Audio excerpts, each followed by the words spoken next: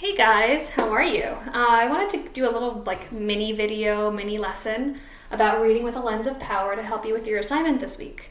So before I get started, and I'm going to be reading to you from Malala's Magic Pencil, which some of you have read, I want you to pause for a moment and go and get something to write with and something to write on. We're going to make this chart together.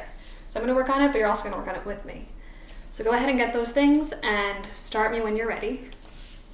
And we'll begin in a moment. You should have paused the video. Give you an extra few moments in case you didn't. And we'll get started. All right, so while we're reading Malala's Magic Pencil, some of you have read it, some of you have not, we're going to fill in this chart. So we're going to pay attention to characters that have power and how we know. We're going to always give our text evidence because otherwise we're not being great readers. So I'm going to have my markers ready. I'm going to use red for power. That makes sense to me. I might need more.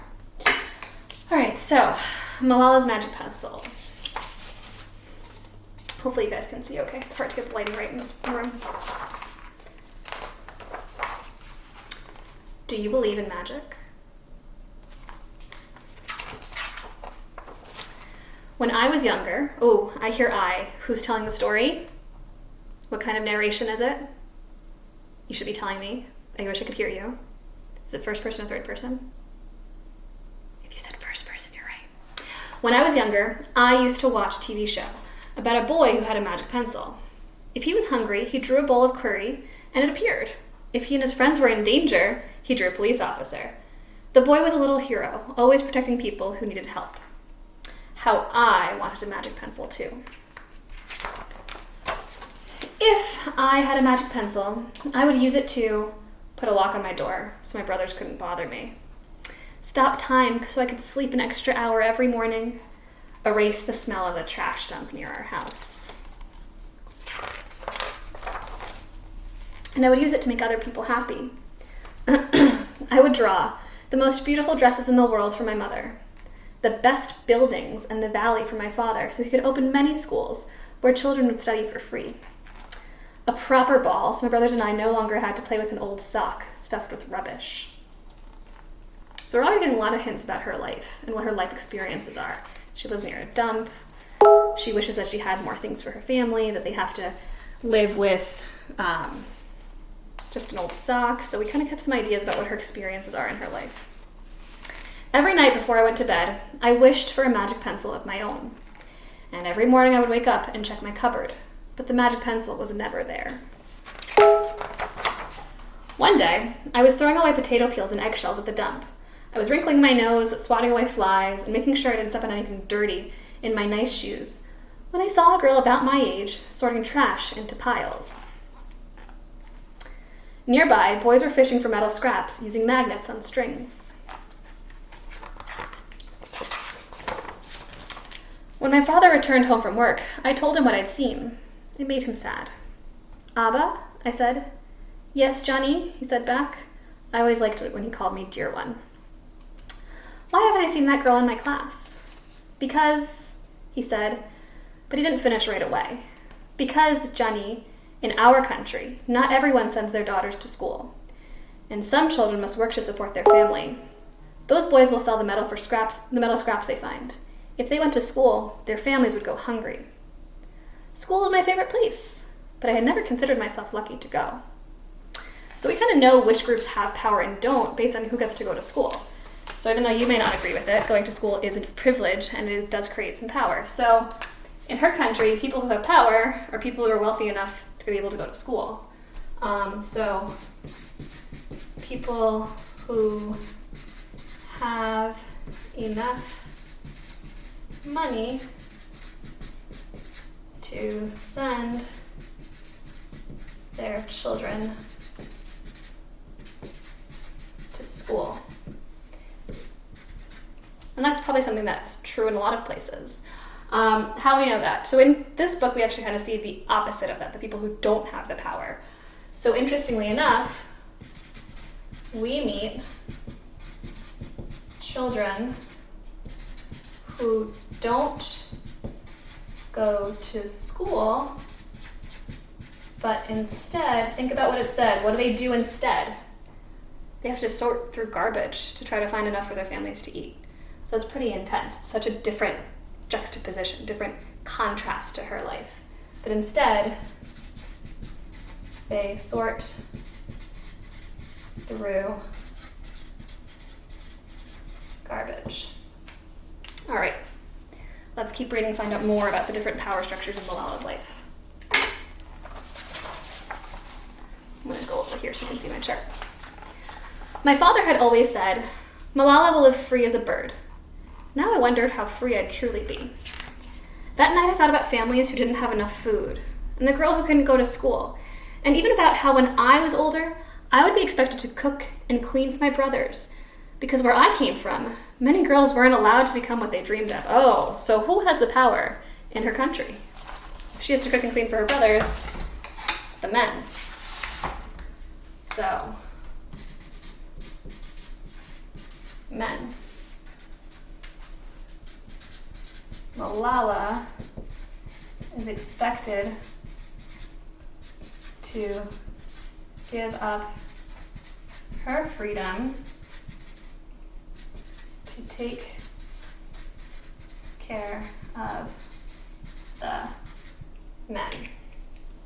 And I'm sure some of you are already familiar with that, based on just your experiences of understanding who Malala is. I knew then that if I had a magic pencil, I would use it to draw a better world, a peaceful world. First, I would erase war, poverty, and hunger. Then I would draw boys and girls together as equals. Over the next few years, instead of wishing for a magic pencil every night, I worked hard in school every day. I wanted to be one of the top students in my class.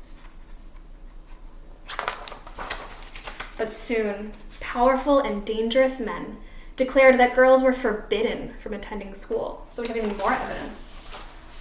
Not only does she have to take care of them, but also the men in her country decided what? Girls can't go to school anymore. So remember we've talked about how power shifts, how power changes. It sounds like someone else came into power, some new men, and they've made this new rule, girls can't go to school. Oops, sorry, I can't see. They walked the streets of our city now. They carried weapons.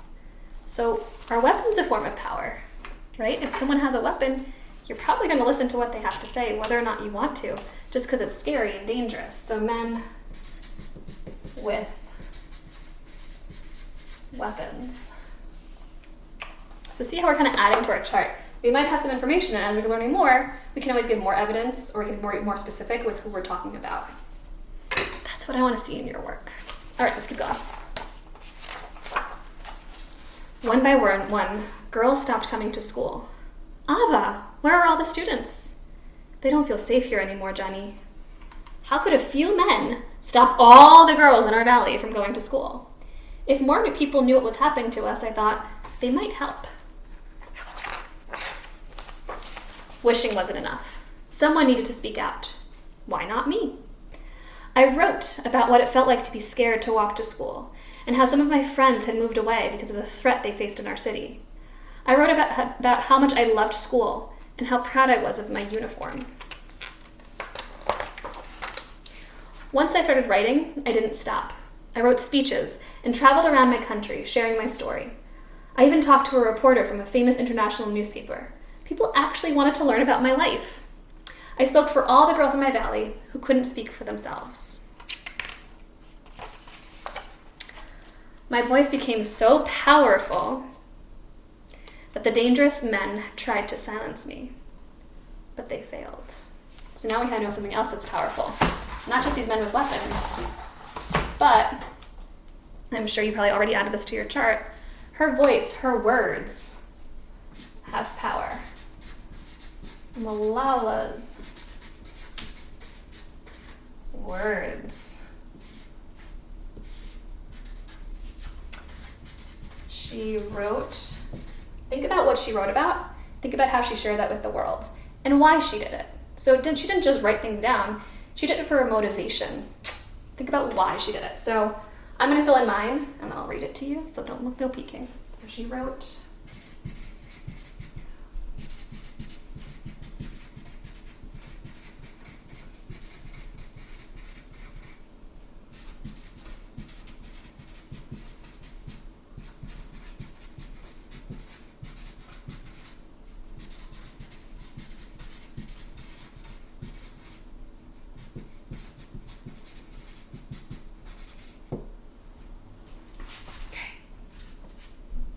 you should be writing down, why do her words have power?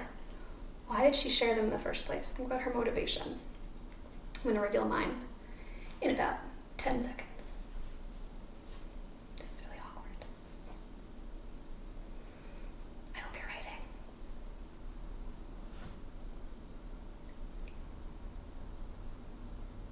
Okay.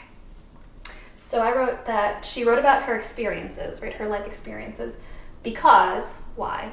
She wanted people to help her change the situation in her country.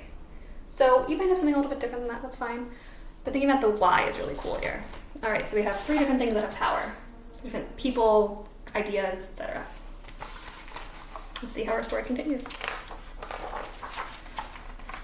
And now my voice is louder than ever. Louder because people have joined me. And together we make a chorus, standing up for what we believe. We raise our voices for those in need. Help people in danger, even if they're an ocean away. Think of the world as a family. So besides her voice having power, when all of these voices join together, they actually become even more powerful. So Malala's words, and then I can even just add, plus other people's voices who have joined her in trying to change the world, right? They're trying to make a difference in a positive way. So they're using their power for good. Whereas those men with the weapons, they were just controlling, but maybe not for the right reasons. Excuse me, sorry guys.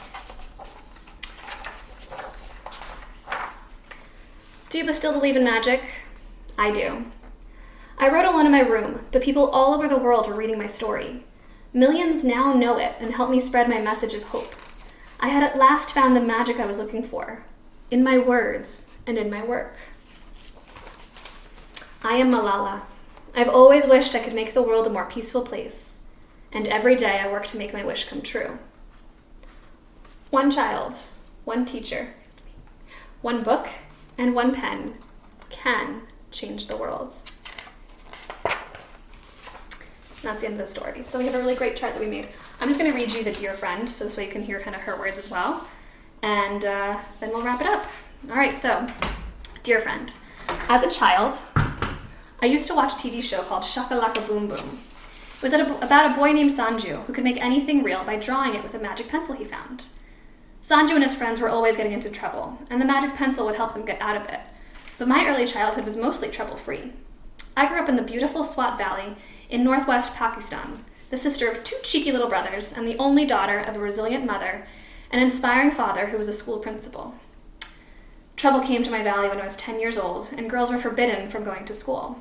At first I thought, what can I do? I'm just a child. As I watched my father speak out for girls' education, I realized I had a voice too, and I wanted to use it.